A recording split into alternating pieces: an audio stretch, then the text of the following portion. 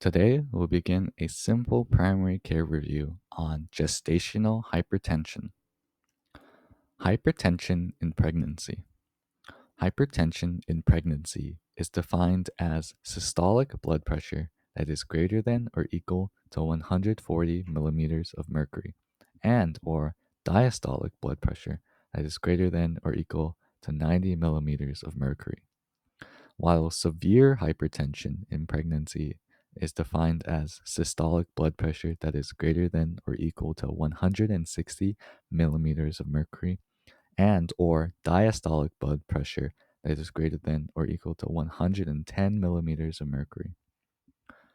Chronic hypertension is defined as hypertension that is present on at least 2 occasions before the 20th week of gestation or persists longer than 12 weeks postpartum.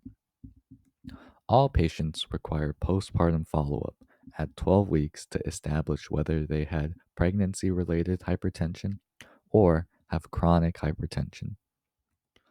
Gestational hypertension. Gestational hypertension is the most common cause of hypertension during pregnancy.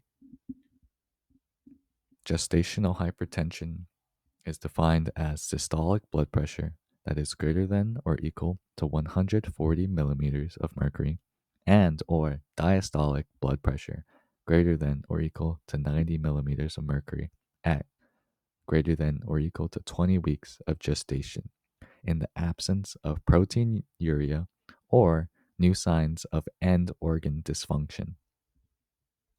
Risk of progression to preeclampsia. 10 to 50% of women with gestational hypertension go on to develop preeclampsia in 1 to 5 weeks. Progression from preeclampsia to preeclampsia with severe features may occur more rapidly within days. Laboratory tests.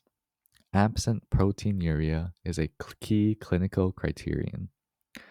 End organ involvement, which occurs with preeclampsia but not gestational hypertension.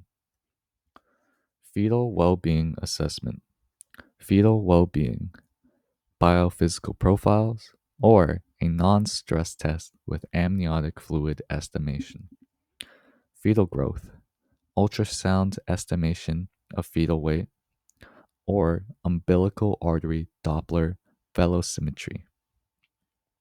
Management.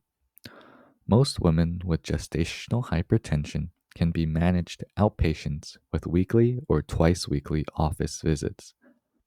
Assess maternal symptoms and fetal well being.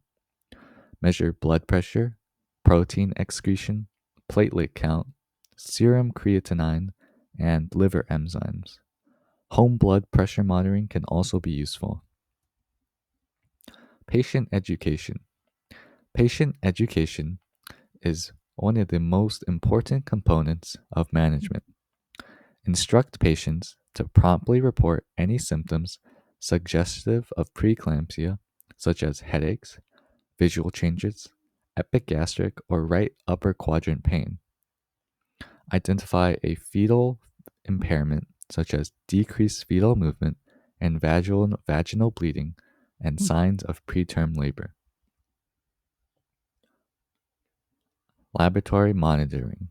American College of Obstetricians and Gynecologists guidelines suggest weekly assessment of proteinuria, platelet count, serum creatinine, and liver enzymes.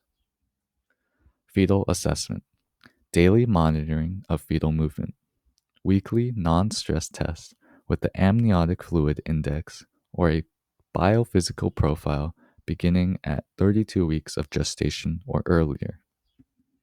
Delivery time. Delivery at 37 weeks for pregnancies with gestational hypertension and frequent blood pressures greater than or equal to 140/90 millimeters of mercury and less than 160/110 millimeters of mercury. Comorbidities or other risk factors for adverse outcome. Delivery at 38 weeks to 39 weeks for uncomplicated pregnancies with gestational hypertension in which only a few blood pressures are greater than or equal to 140/90 millimeters of mercury and less than 160/110 millimeters of mercury. Thank you.